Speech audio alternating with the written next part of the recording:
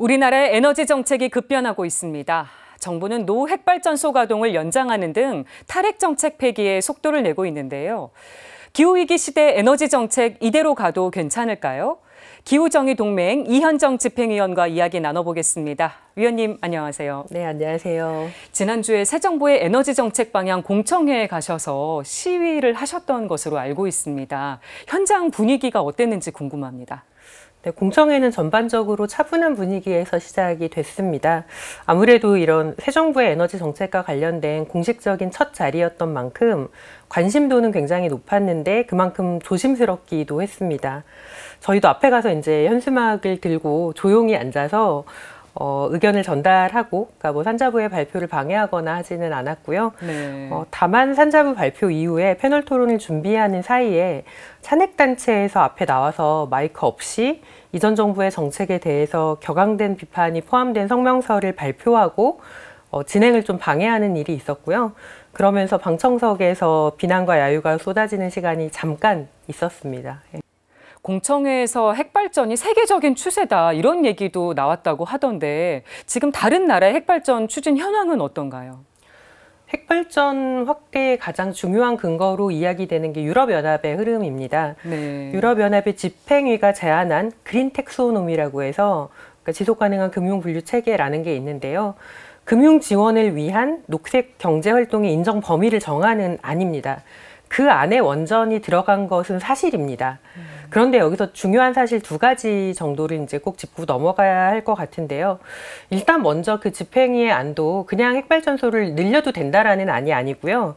원전의 안전성을 개선할 책임하고 사용 후 해결료, 즉 고준위 핵폐기물의 처분 책임 등이 강화되어서 오히려 향후에 신규 원전과 수명 연장에 실질적으로는 규제 요인으로 작용할 것이다라는 예측이 더 많았습니다. 네. 그리고 우리나라 핵발전 기술은 사실은 이 기준을 만족시키기에는 좀 부족한 상황이고요.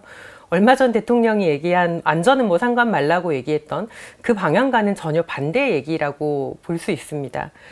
더 중요한 사실은 이렇게 높은 기준을 적용했음에도 불구하고 이번에 6월 중순에 유럽연합의 경제환경위원회에서는 이 원자력과 천연가스가 포함된 녹색분류 체계 안을 표결에 붙여서 76대 62로 반대 의견을 채택을 했습니다. 네. 그 이유는 원전과 가스를 포함시킨 이 기준이 녹색분류 체계에 환경적으로 지속 가능한 경제활동 규정에 맞지 않는다는 이유였습니다.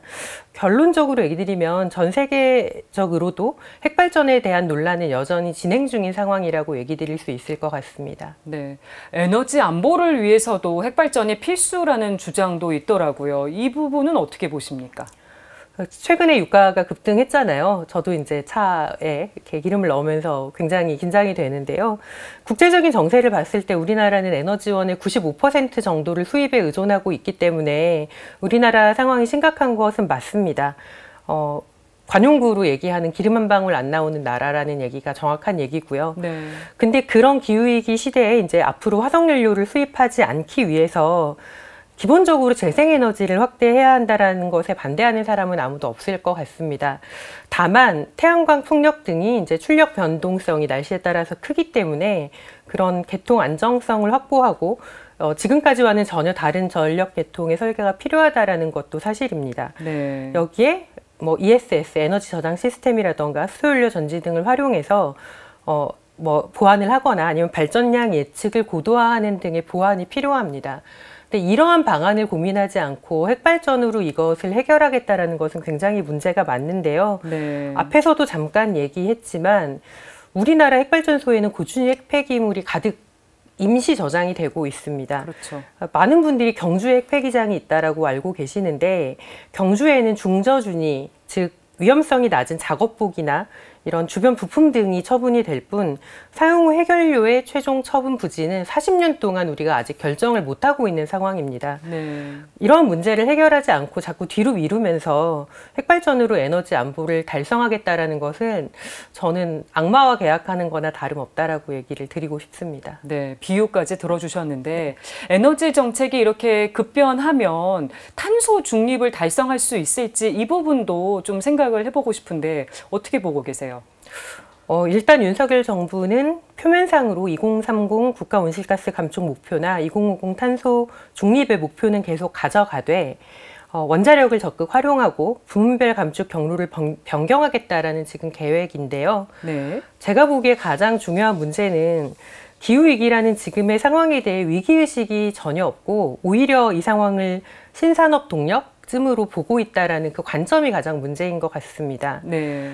기후위기 시대에 기존의 산업과 전기 생산 시스템을 전면적으로 바꾸는 것은 우리 모든 사람들이, 모든 국민들이 다 큰 변화를 이렇게 가져올 수밖에 없는 상황인데요.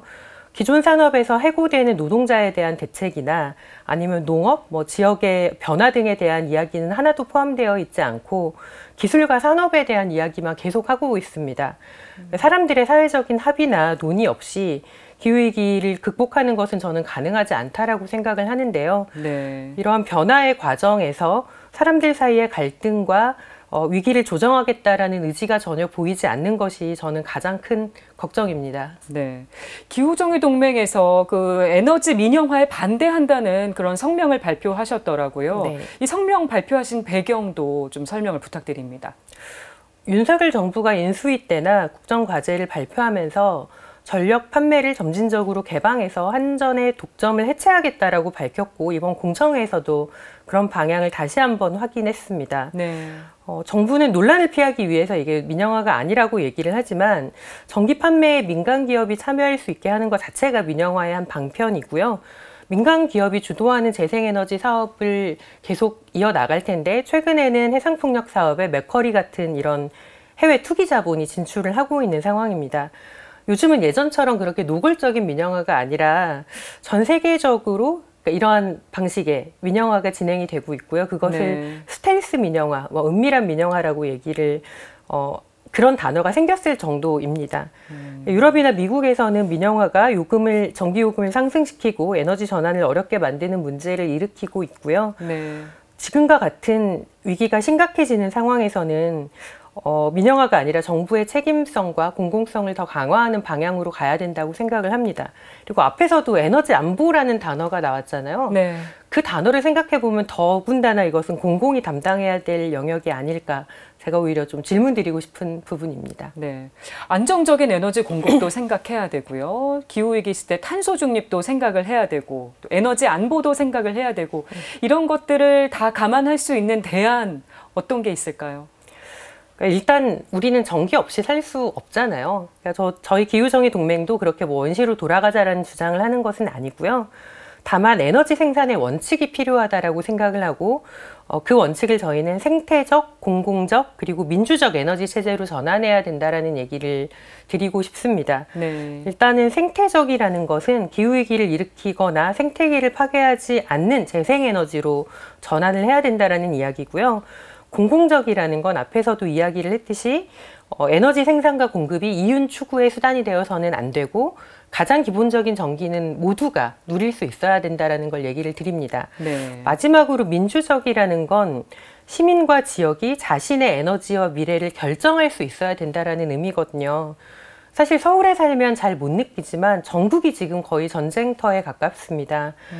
삼척 강릉에는 석탄화력 발전소, 홍천 봉화에는 송전탑 건설, 청주 여주에는 LNG 발전소, 전남은 재생에너지 건설 이런 게 다 지역에서 엄청난 갈등 요인이 되고 있거든요. 네. 그래서 이러한 갈등을 해결하면서 동시에 질문해 주신 것처럼 기후위기를 극복하기 위해서는 그리고 동시에 에너지 안정성을 확보하는 길은 지금까지와는 전혀 다른 시스템으로 전환을 해야지 가능하다라고 생각을 합니다. 네. 각 지역에서 재생에너지 기반으로 전력 자립도를 높이는 방안을 고민을 해야 하고요.